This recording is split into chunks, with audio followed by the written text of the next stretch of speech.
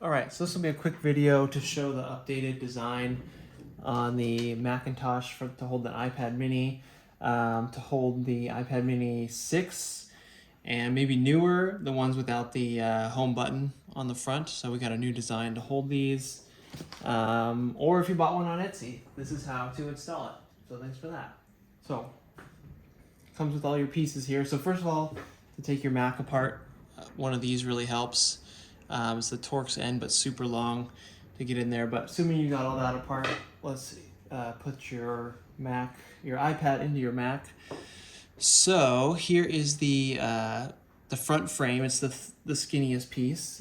Make sure you take off, any coating or whatever that's on there that came shipped. Normally one side looks a little better than the other. It's just the way that happens. It happens when you're laser cutting acrylic. So lay that on there, line it up with the holes, the original mounting holes roughly. And then take these guys, you'll have two of these, put those together, make sure they're the same way. And if you look closely on here, I have labeled them power button and volume buttons.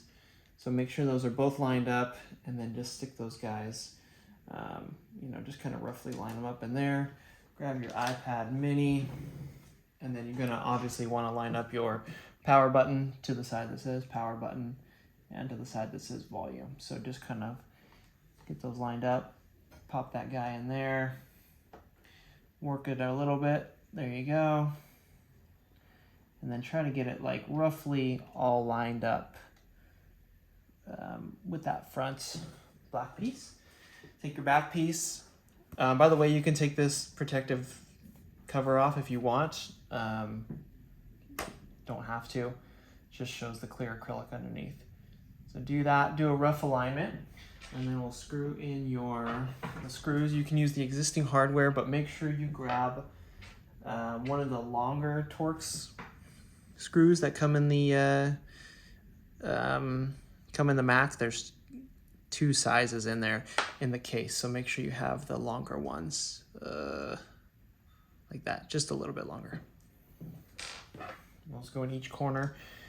And then what I do is basically snug these up.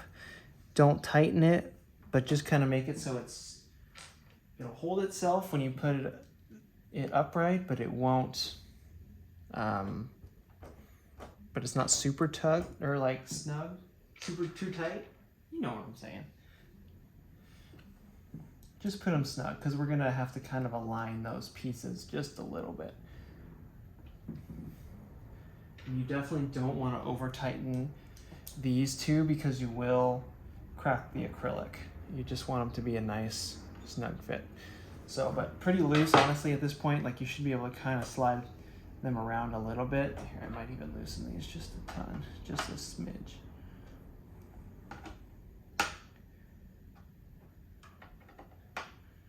Just get to where you can kind of just move it if you need to. All right, and then stand this guy up. Let's see, make sure you can see that here.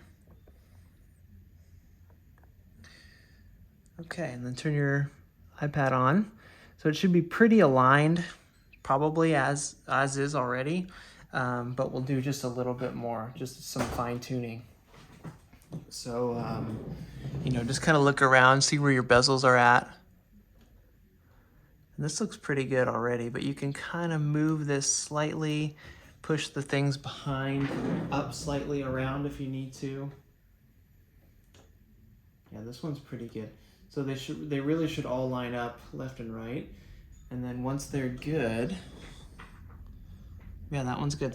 You shouldn't really see any black around unless you kind of look from the angles, if that makes sense.